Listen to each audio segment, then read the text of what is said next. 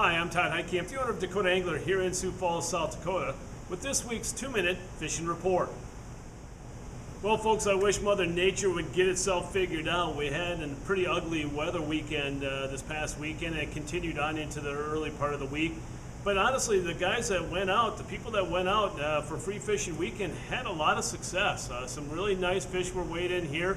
A lot of pictures sent in to us. So again, people that braved the weather were rewarded, definitely for their efforts, to say the least. Up in the northeastern part of the state, the lakes that were producing some walleyes of late included Bitter and Waubay. It seemed like Waubay really took off this past week. Reed, Rush, Blue Dog, Indian Springs, as well as Dry Lake by Clark. Then down the southeastern part of the state, the lakes continue to be Albert, 81 Ponds. Ponset really took off, and folks, that water continues to be high. A lot of cabins and homes are being affected by the water. Please be courteous. Don't go out there with your boat. If you're going to fish from shore, that's fine. But again, it's just a bad situation at Ponset, but many of the other lakes, including Thompson as well. And guys were catching fish out of there as well, wading out, and also from the boat. Other lakes in the southeast included Henry, Sinai, Madison, as well as Twin, the trophy lake, and then also Vermilion, Campbell, as well as Island. Now, what have guys been using to catch these fish? A lot of jigs and live bait, jigs and minnows that we've been talking about. A lot of guys now are starting to switch over to switch over to leeches. But also, a lot of guys are using jigs and plastics, whether or not it be twister tails or swim baits, and we've talked about that for the past couple of weeks. Elsewhere, the Missouri River continues to produce a lot of nice fish, a lot of post-spawn fish now, but doing quite well all from the boat as well as from shore. And then also there's a crappie bite starting to pick up now as the lilacs start to bloom, as this old saying goes. Lakes that produced crappie this past weekend included Vermilion, as well as Thompson, as well as Ponset. In this week's version of Todd's Tackle Tips, we're going to talk about bait care, and not necessarily minnow care, but worm care, nightcrawler care. As wet as it's been, a lot of people have been out picking up crawlers, and a lot of people have been buying nightcrawlers from us as well. Well, what do you do with those crawlers? How do you take care of them? Well, the main thing is you need to make sure that they are kept cool, whether or not you're out on the boat or fishing from shore. You need to keep them cool. The second thing is, for long-term care, you need to make sure that they're in bedding. You know, I think crawlers actually live longest, obviously, in the dirt. That's natural to them. You just need to feed them once in a while and change the dirt regularly. But a lot of people don't like having that dirt around. Well, you can also use the bedding. Whether or not you're talking about bus bedding, Fravel bedding, or magic bedding, they're all pretty much the same. They all have different nutrients in it, and that's what the key is on this bedding. So that's a little bit cleaner, but you also need to take care of that bedding as well. Change it often, keep it fairly moist, and then once in a while feed the crawlers, and they will take care of themselves.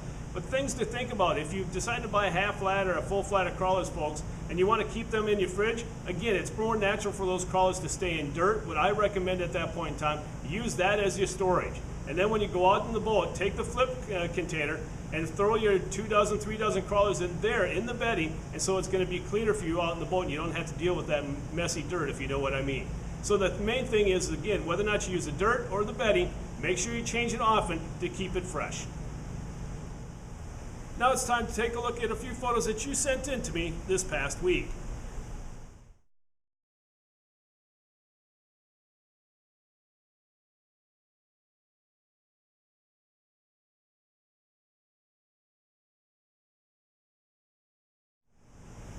And remember, folks, if you'd like your photo included in next week's version of the 2-Minute Fishing Report, please send it to me. Send it to todd@dakotaangler.com or post it to our Facebook wall. And if I use your photo, your name will be entered into a monthly drawing for a $25 gift certificate. And folks, before we end this week's report, I want to remind you of our hot buys that we have going on our website. This past week we had all line counters 25% off.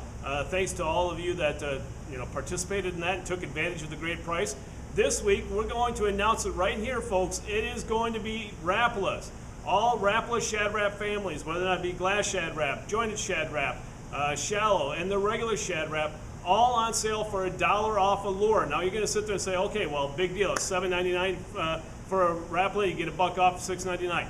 Folks, our regular retail price for Shad Raps are $5.99. They're family price year long. They're not on special at that price. That's our regular price.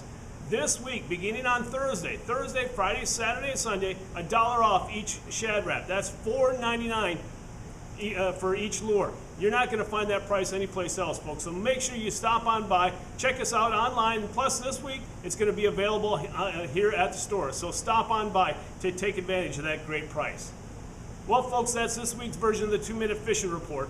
For Dakota Angler, I'm the owner, Todd Heitkamp, and as we say around here, fish on! We'll see you next time. And again, thanks for watching.